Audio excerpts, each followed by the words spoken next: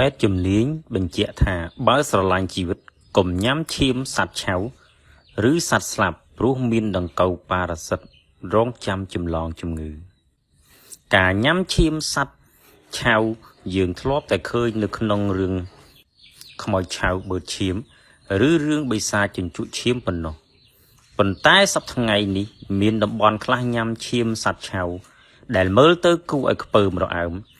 មួយវិញទៀតសម្រាប់ប្រជាជនខ្មែររបស់យើងនិងតាមបណ្ដាប្រទេសនានាក្នុងតំបន់អាស៊ីក៏និយមញ៉ាំឈាមសត្វដែរក៏ប៉ុន្តែពួកគេនិយមញ៉ាំឈាមសត្វឆ្អិន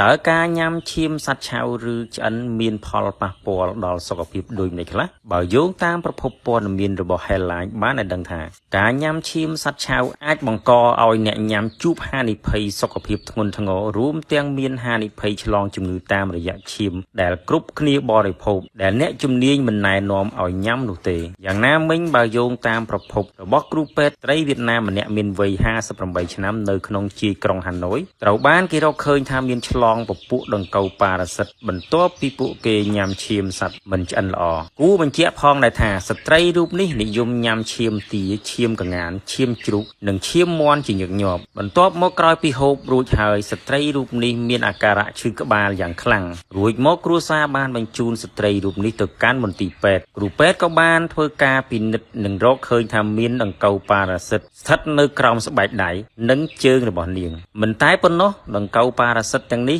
អាចធ្វើឲ្យស្ត្រីវ័យ58ឆ្នាំរូបនេះប្រឈមនឹងកើតជំងឺដាច់សរសៃឈាមខួរក្បាលលើសពីនេះទៅទៀតបើយោងតាមប្រភពវៀតណាមណេតឈាមជ្រូកមានជាតិដែកល្អសម្រាប់រាងកាយក៏ប៉ុន្តែបើសិនជាអ្នកញ៉ាំច្រើនពេកឬញ៉ាំឈាមមិនទាន់ឆ្អិនអាចនាំឲ្យអ្នកឈឺបានជាការពិតណាស់ទាំងឈាមជ្រូកទាំងឈាមមាន់ទាំងឈាមសត្វដទៃទៀតសុទ្ធតែជាអាហារដ៏ពេញនិយមសម្រាប់មនុស្សគ្រប់គ្នាក៏ប៉ុន្តែគ្រូពេទ្យមិនណែនាំឲ្យអ្នកញ៉ាំឈាមសត្វច្រើននៅក្នុងពេលតែមួយនោះទេវាពិតជាពិបាកដល់រាងកាយក្នុងការស្រូបយកជាតិដែកច្រើននៅក្នុងរយៈពេលខ្លីគួរជម្រាបផងដែរថានៅពេលអ្នកទិញឈាមសត្វពីផ្សារអ្នកគួរតែយកចិត្តទុកដាក់នៅក្នុងការទិញអ្នកគួរតែទិញឈាមស្រស់កុំទិញឈាមណាដែលមានពណ៌ប្លែកនិងមានក្លិនមិនល្អមួយវិញទៀតនៅក្នុងករណីសត្វមានជំងឺឬសត្វឈឺងាប់អ្នកមិនគួរបរិភោគឈាមសត្វដែលស្លាប់នោះទេអ្វីដែលអ្នកនឹងត្រូវដឹងប្រសិនបើអ្នកញ៉ាំឈាមសត្វក្រោយមកមានអាការៈក្តៅខ្លួនខ្លាំងហូរឈាមក្រោមស្បែក